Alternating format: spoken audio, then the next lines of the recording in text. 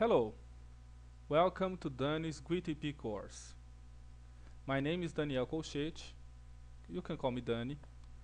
I've been a GWTP user for about 8 months.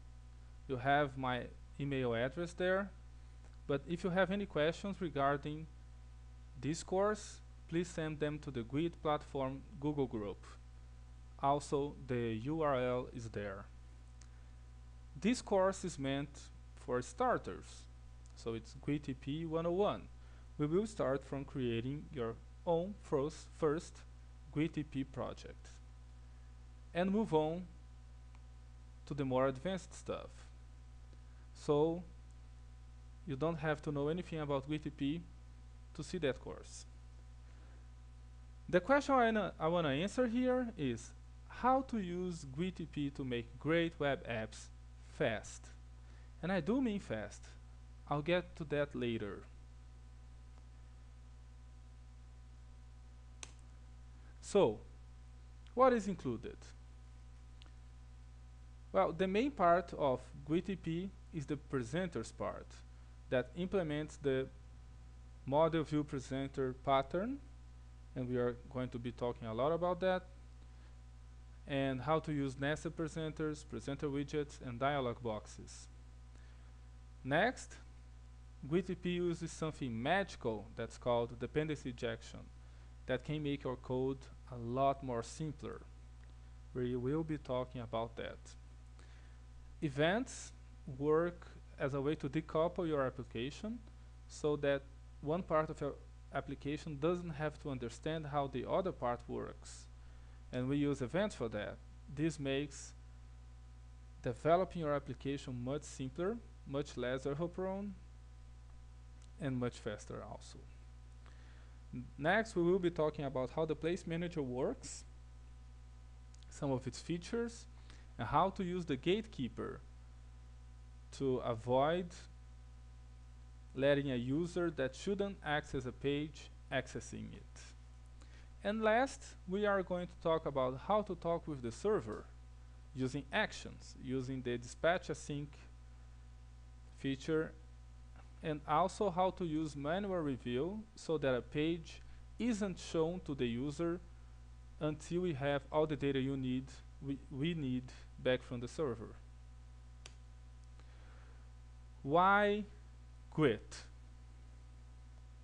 Well, if we were living in the 90s, we would be developing a Windows application. We would be using Delphi, C++ Builder, Visual Basic, or Visual Studio, because that was the main platform back there. But now the world has many platforms out there with many users. You have Windows, you have Linux, you have Macs, you have mobile devices, you have tablets, you have smartphones running iOS, running Android, running BlackBerry. So, in the platform race to see which platform owns the whole market, the web has won. So web is the new platform. Developing for the web means you can reach all those users. It wouldn't surprise me if my next car had a radio with a web browser on it, so that I could develop apps that would run on my car. Well, so we are developing web apps,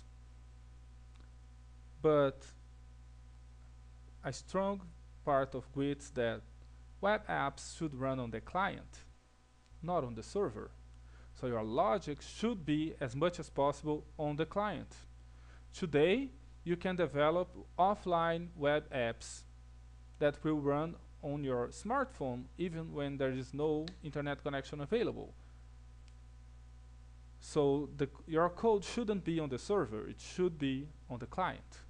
And GWT is great for that. While PHP, Ruby on Rails, and many other web frameworks are based on the server.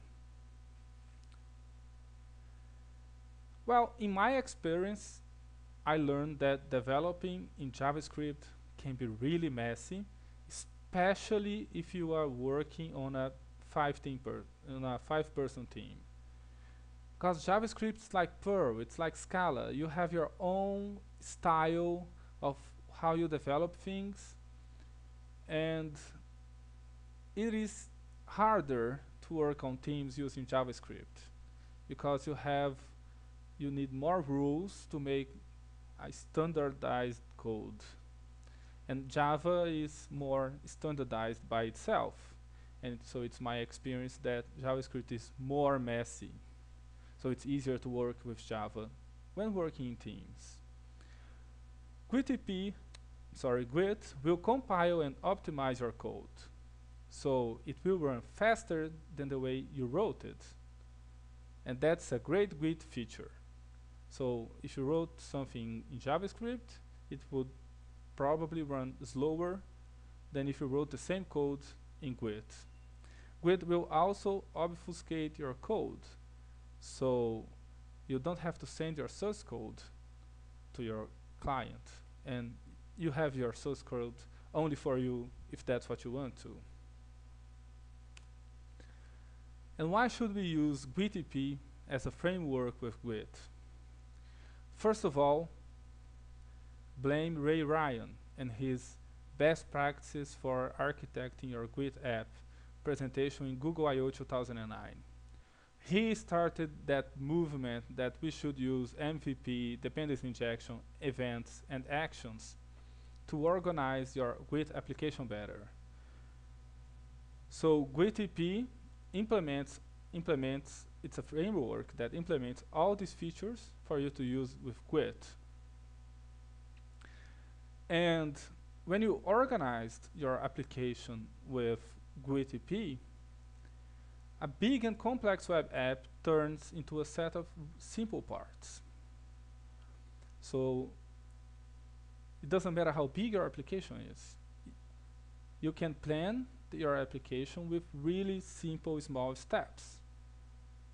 And when you are developing that simple and small steps, you don't have to focus on how everything else on your application works. And so you can focus on that small part, and that gets you really productive. Because stopping every time because you have a question or because you have to check something else kills your productivity. So with GWTP, you can plan your web application, and once that's planned out, it will be built really, really fast. It's a really high productivity with Git.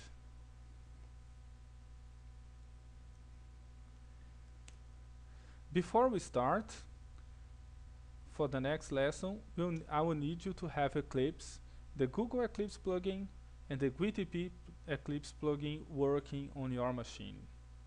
You can go to the Git website and download the Google Eclipse plugin, and you can go to the GWTP website and see the instructions on how to install the GWTP Eclipse plugin. When you have that ready, move on to lesson 2. Thank you very much. Bye.